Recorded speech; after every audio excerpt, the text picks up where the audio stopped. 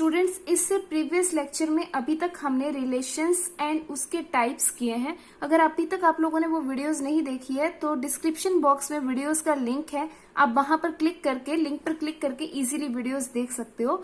Now आज हम करेंगे इन्हीं डेफिनेशंस से रिलेटेड क्वेश्चंस, कुछ एग्जांपल्स। फर्स्ट एग्जांपल है let a is equals to x by z and b is equals to 1 2, then find the number of relations from a into b। Just क्या find करना है? Number of relations find करना है। पता होना चाहिए कि जितने भी रिलेशंस किसी दो सेट्स पे या एक सेट पे बना सकते हैं वो हमेशा उसकी कार्टेशियन प्रोडक्ट का सबसेट होगा। उसका फॉर्मूला डिफाइन है हमारे पास। सबसे पहले क्या है? n of a, number of elements in a कितना है? 3 है। Number of elements in b कितना है? 2 है।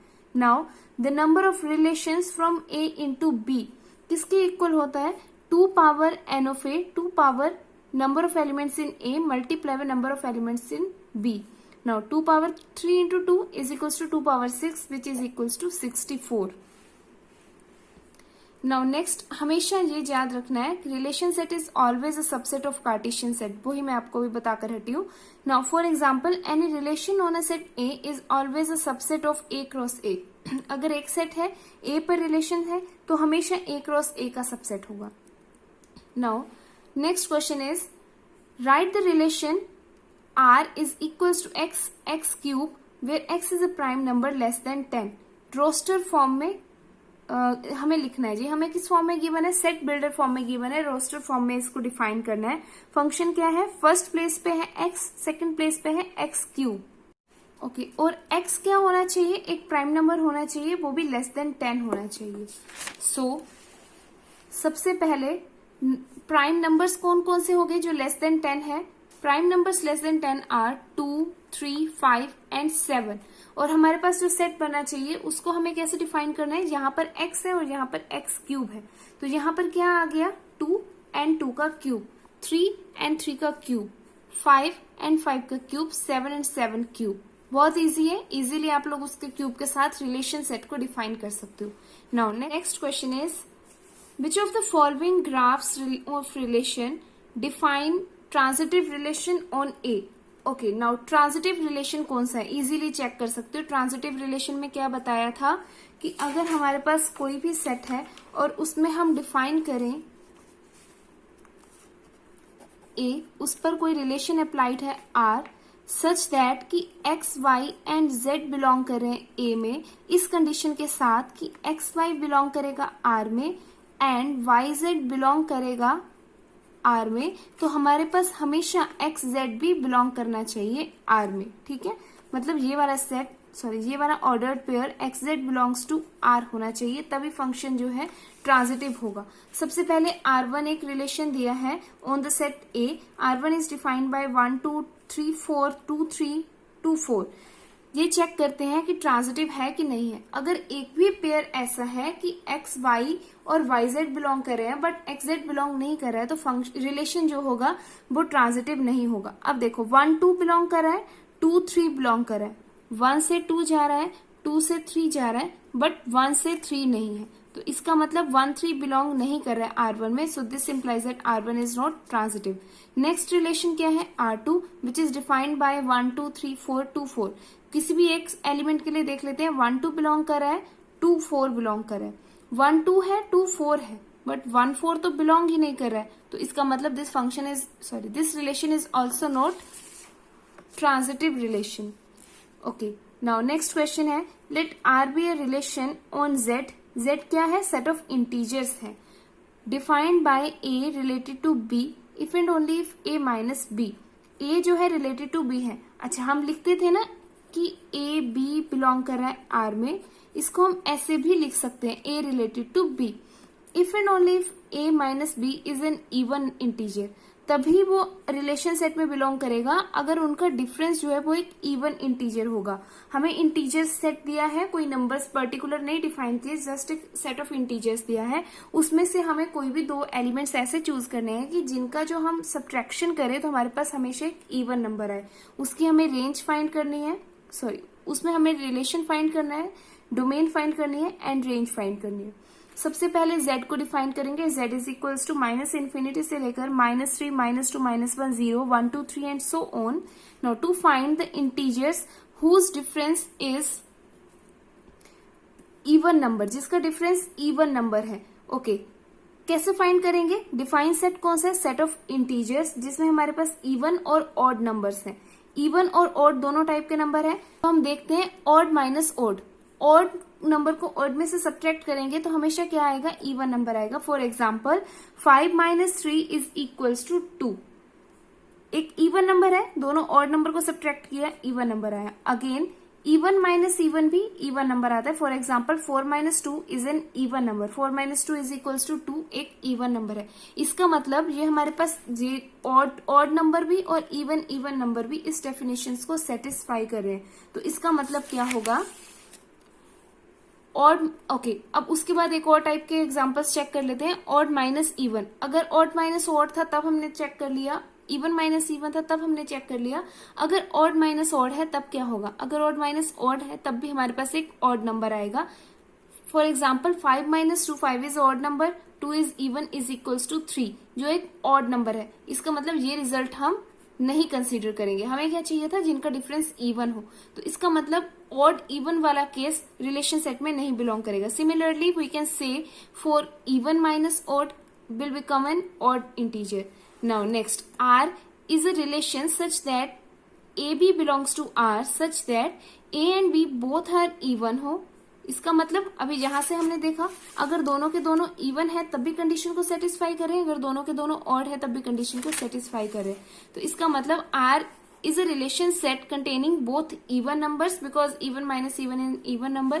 और हमारे पास क्या होगा? ए भी इस तरह के एलिमेंट्स है, दोनों के दोनों ऑड हैं because odd minus odd is in even number. तो इसका मतलब और है। और के लिए हम क्या यूज करते हैं? हमेशा यूनियन यूज करते हैं। तो आंसर क्या आ गया? R is a relation which is equals to A B where A and B both are even and A and B both are odd. ठीक है, मतलब ऐसे नहीं है कि ए इवन है बी ऑड है, दोनों साइमल्टेनियसली इवन है और दोनों साइमल्टेनियसली ऑड है। ओके, नेक्स्ट डोमेन फाइंड करनी थी। डोमेन क्या हो जाएगा? डोमेन जितने भी पहले एलिमेंट्स हैं सेट में, जितने भी पहले एलिमेंट्स है उसको डोमेन बोलेंगे। पहले एलिमेंट्स क्या हो सकते हैं? ए इस केस में ऑड है और इस केस में इवन है। तो यहाँ पर हमारे पास डोमेन ऑफ आर क्या आ गई? ए वेयर ए इज इवन और ऑड। इसका मतलब इवन और ऑड, -3 -2 सब कुछ हो सकता है। तो इसका मतलब domain of R, domain of relation set is equals to set of integers. Similarly range find करेंगे। रेंज क्या होगी? सेकंड एलिमेंट, जो भी हमारे पास ऑर्डर्ड पेयर में सेकंड एलिमेंट है वो भी क्या हो सकता है? इवन भी हो सकता है, ऑड भी हो सकता है। तो again range of relation set is equals to set of integers होगा। ठीक है, नाउ नेक्स्ट एग्जांपल है determine the domain and range of the following function. Domain and range define करनी है जिसमें एक्स वाई बिलोंग कर रहा है। रिलेशन क्या है? X Y where X and Y both belongs to natural numbers such that X plus Y is equals to 10i। Okay, X plus Y जो है वो 10 के इक्वल आना चाहिए। पहले क्या था? X minus Y even integer होना चाहिए था, यहाँ पर क्या है? 10 के इक्वल आना चाहिए। ओके, सबसे पहले range set define, sorry relation set define कर लिया। Firstly we will find such x and y which satisfy this condition, कि दोनों के दोनों नेचुरल नंबर से हो और जिनका सम हमारे पास 10 बने। सबसे पहले 10 कौन कौन से नंबर्स को सम करे 10 बने? सबसे पहला नेचुरल नंबर कौन सा है? 1 है। 1 में क्या ऐड करे 10 बने? 9। नेक्स्ट नेचुरल नंबर है 2, 2 में क्या ऐड करे? 8, we will get 10। Okay, next है 3, 3 में क्या ऐड करे? 7। Similarly 4, 5, 6, 7, 8 and 9। 10 बनाने के लिए हम यहाँ पर भी नेचुरल नंबर्स ही ऐड करेंगे। तो इसका मतलब हमारे पास रिलेशन सेट क्या आ गया? 1 and 9, 2 and 8, 3 and 7, 4 and 6, 5 and 5, 6 and 4, 7 and 3, 8 and 2। Okay, यहाँ पर हमने 2 and 8 कंसीडर किया था तो हम 8 and 2 भी कंसीडर करेंगे। क्यों? क्योंकि ऑर्डर्ड पेयर है जिसमें ऑर्डर मैटर करता है। अगर 2 पहले लिखा है तो वो एक अलग ऑर्डर्ड पेयर है, अगर 8 पहले लिखा है तो वो एक अलग ऑर्डर्ड पेयर है। अगेन डोमेन डिफाइन करनी है। जितने भी रिलेशन सेट में ऑर्डर्ड पेयर के पहले एलिमेंट्स है वो सारे क्या हो जाएंगे? डोमेन ऑफ आर, और जितने भी सेकेंड एलिमेंट्स है वो क्या हो जाएंगे? Range of R. Okay, now next question is show that the relation is perpendicular to on a set A of all the coplanar straight lines is symmetrical but it is neither reflexive nor transitive. एक relation है, एक set हमें given है, set of all the straight lines जो coplanar है, ठीक है। Coplanar straight lines कौन सी होती है? जो एक ही प्लेन में लाई कर रही है, जिसका मतलब कोप्लेनर कॉमन प्लेन है। फॉर एग्जाम्पल यहाँ पर एक एक्स वाई प्लेन है और यहाँ पर दो लाइंस हैं एक्स एंड वाई, वो सेम प्लेन में लाई कर रही है, एक्स एंड वाई लाइंस, तो इसका मतलब क्या हो जाएगा? कोप्लेनर लाइंस है। ऐसी स्ट्रेट लाइंस जो एक दूसरे के कोप्लेनर्स हैं, वो एक सेट है ए। इस पे एक रिलेशन है इज परपेंडिकुलर टू, इसे हमें प्रूव करना है कि this is symmetric but neither reflexive not transitive, ना तो रिफ्लेक्सिव है और ना ही ट्रांजिटिव है। ओके, सबसे पहले रिलेशन सेट डिफाइन कर लेते हैं। जो इन्फॉर्मेशन गिवन है उसको हम सेट बिल्डर फॉर्म में लिखेंगे। उसके according relation is R is equals to X Y, ऐसे एक्स वाई बिलोंग कर रहे हैं, ऐसे ऑर्डर्ड पेयर बिलोंग कर रहे हैं जिसको हम पढ़ सकें x is perpendicular to y, मतलब x is perpendicular to y. और जो एक्स वाई जो एलिमेंट्स है कौन से सेट में से है? सेट ए में से है, क्योंकि रिलेशन सेट जो है वो सेट ए पर है।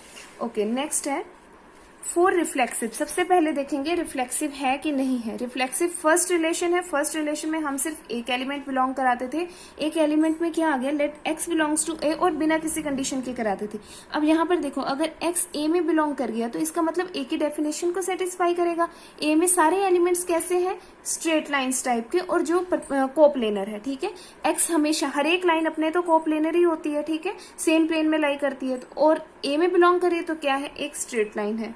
Okay, but a straight line can never be perpendicular to itself. क्या कोई स्ट्रेट लाइन अपने परपेंडिकुलर हो सकती है? फॉर एग्जाम्पल ये दो स्ट्रेट लाइन्स हैं, this is line L and this is line M. ये दोनों तो एक दूसरे के साथ 90 डिग्री का एंगल बना रही है, इसलिए we can say that L is perpendicular to M and M is perpendicular to L. But क्या कोई स्ट्रेट लाइन है ये जो एल है अपने साथ 90 डिग्री का एंगल बना रही है? नेवर, कभी भी नहीं बना सकती अपने साथ 90 डिग्री का angle. Therefore X is not related to itself and therefore we can say that X is not related to X. इसको लिखने का जो सिंबल है वो आर लिख के क्रॉस कर दोगे तो इसका मतलब हम इसे रीड करेंगे नॉट रिलेटेड टू इटसेल्फ, ठीक है, not related to any element, जो भी एलिमेंट यहाँ पे होगा। ओके, इसका मतलब नॉट रिलेटेड है। दिस इंप्लाइज दैट जो एक्स एक्स टाइप का ऑर्डर्ड पेयर है does not belongs to relation set. Belongs to लिख के कट लगा दोगे तो इसका मतलब क्या है? Does not belongs to relation set.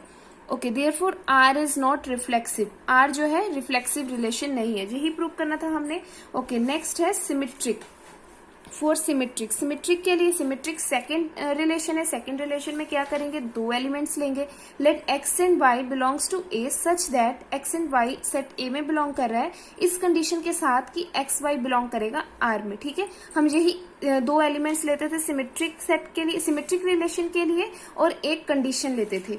Okay, अब उसके बाद इसका मतलब एक्स वाई बिलोंग कर रहा है आर में, this implies that X is related to Y. अगर एक्स रिलेटेड टू वाई है तो इसका मतलब उसकी डेफिनेशन को सेटिस्फाई करेगा, रिलेशन सेट की डेफिनेशन को सेटिस्फाई करेगा, that X is perpendicular to Y. So we can write it as X is perpendicular to Y.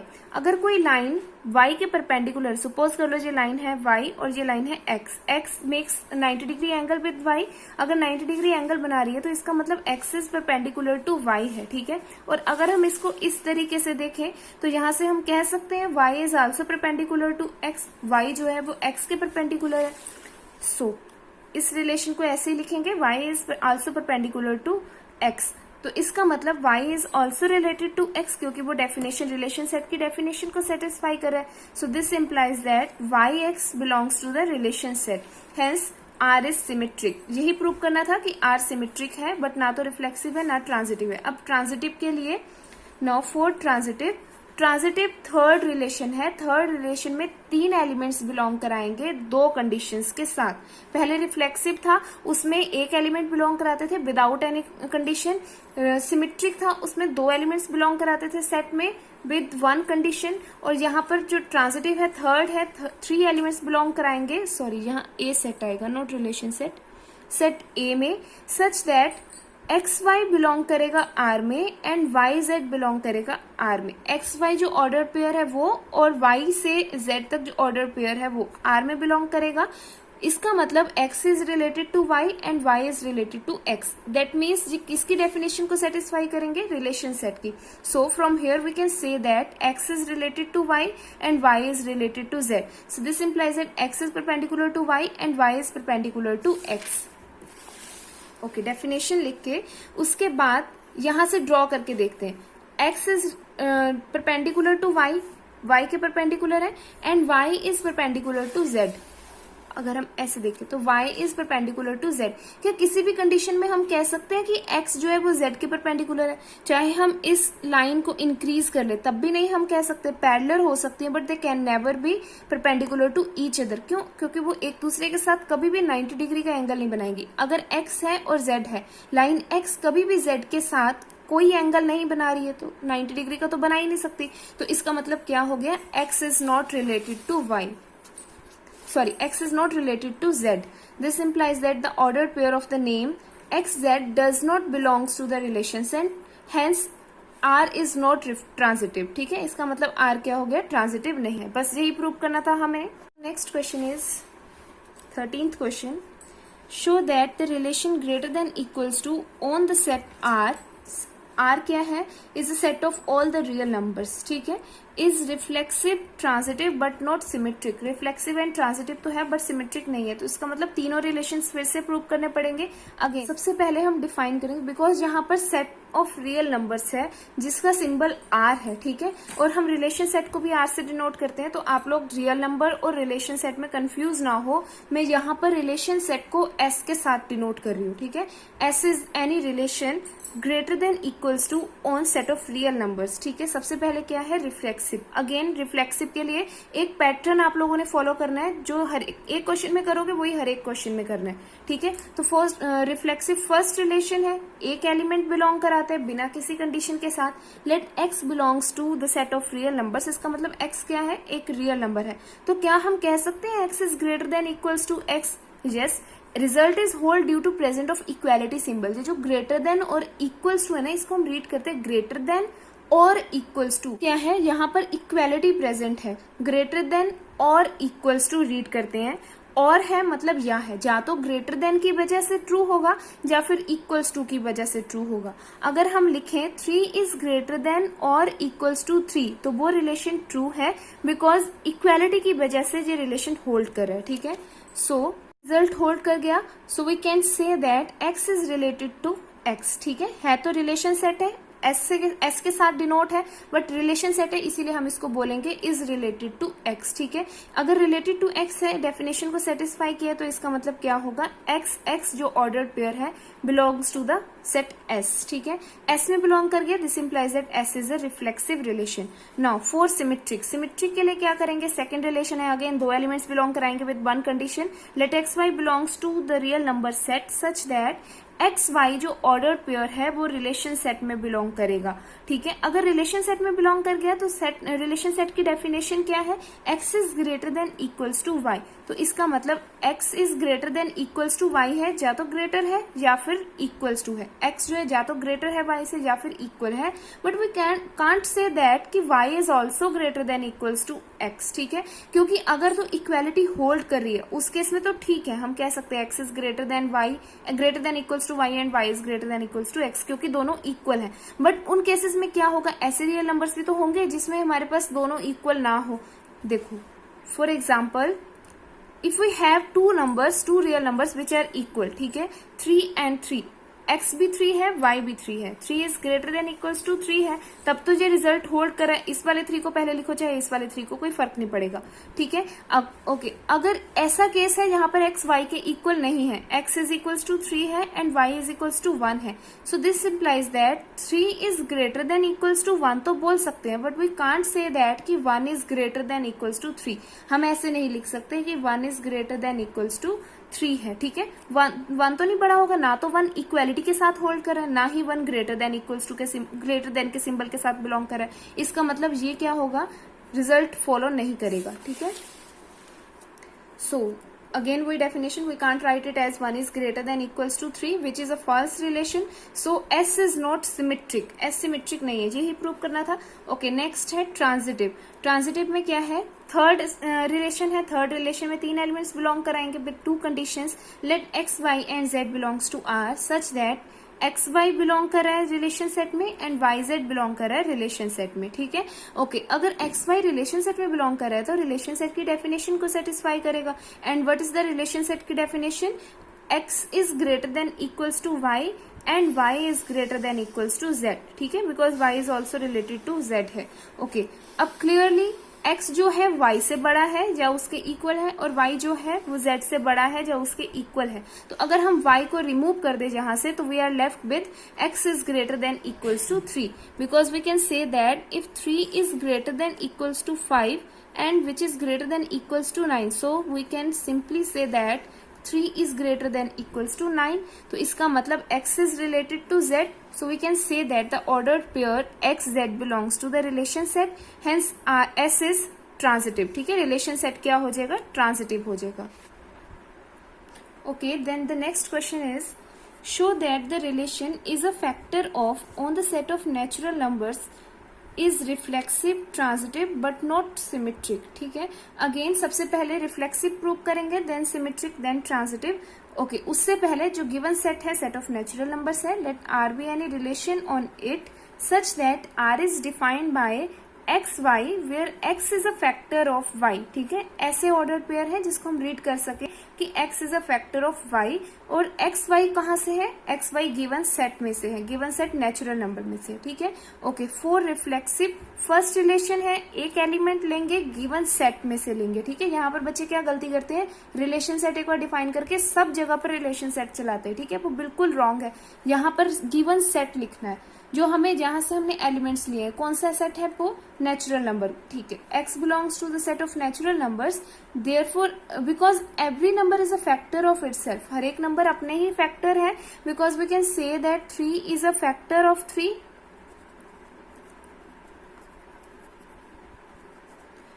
ठीक है। तो इसका मतलब x is a factor of x is related to x, so we can say that x ordered pair जो है belong करेगा relation set में, hence R is reflexive relation. Okay, now for symmetric के लिए again 2 elements लेंगे, कहाँ से लेंगे? given set में से लेंगे, natural numbers में से 2 elements लिए x and y, एक condition के साथ such that x y belong कर रहा है to the real number relation set. अच्छा, अगर वो रिलेशन सेट में बिलोंग कर रहा है तो इसका मतलब x is related to y है, और रिलेशन सेट में कौन सा रिलेशन फॉलो हो रहा है? Is a factor of, so this implies that x is a factor of y, x is a factor of y, but we can't say that कि y is also a factor of x every time. For example, if 2 is a factor of 12, 2 एक 12 का factor है, तो इसको हम कैसे लिख सकते हैं? 12 is equals to 2 into some quotient. अगर हम डिवाइड करें तो रिमाइंडर 0 आएगा, ठीक है। फैक्टर का मतलब क्या होता है? अगर हम डिवाइड करें तो रिमाइंडर 0 आए, तो इसका मतलब 12 is equals to 2 into some question. Okay, but we can't say that कि 12 इज अ फैक्टर ऑफ 2, हम ऐसे तो नहीं लिख सकते। 2 इज इक्वल्स टू 12 मल्टीप्लाई में सम क्वेश्चन, ये question should be a integer होना चाहिए। 1/6 लिखेंगे तो वो तो रियल नंबर है, बट इंटीजरल वैल्यू आनी चाहिए। इंटीजर में तो नहीं कह सकते ना हम। अगर हम यहाँ पर 12 के साथ 2 को डिवाइड करें तो यहाँ पर जो क्वेश्चन आएगा कांट बी अ इंटीजर, तो इसका मतलब 12 is not a factor of 2, so we can't say that y is a factor of x, so y is not related to x, so yx does not belongs to the set of relation, so r is not symmetric, ठीक है, r symmetric नहीं है। Okay, next है transitive relation.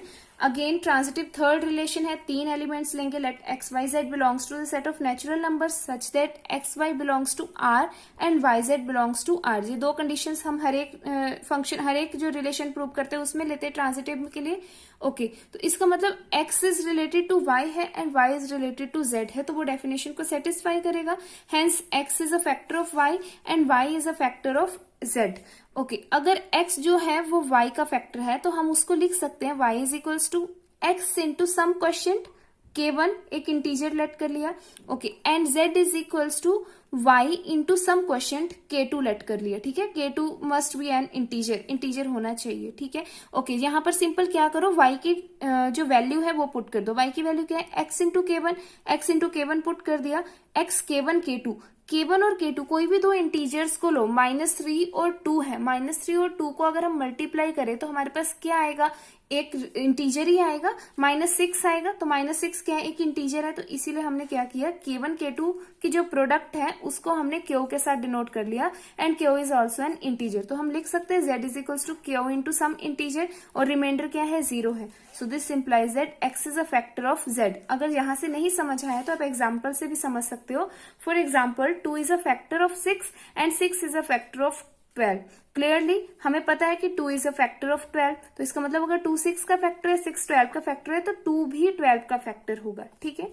Okay, so this implies that x is related to r, hence xz belongs to r, so r is a transitive relation, hence proved. यही prove कर। The next question is, if r is a relation in the set natural number cross natural number, अब कैसा set है, Cartesian product type set है, ठीक है। Defined by a b related to c d if and only if a plus d is equals to b plus c।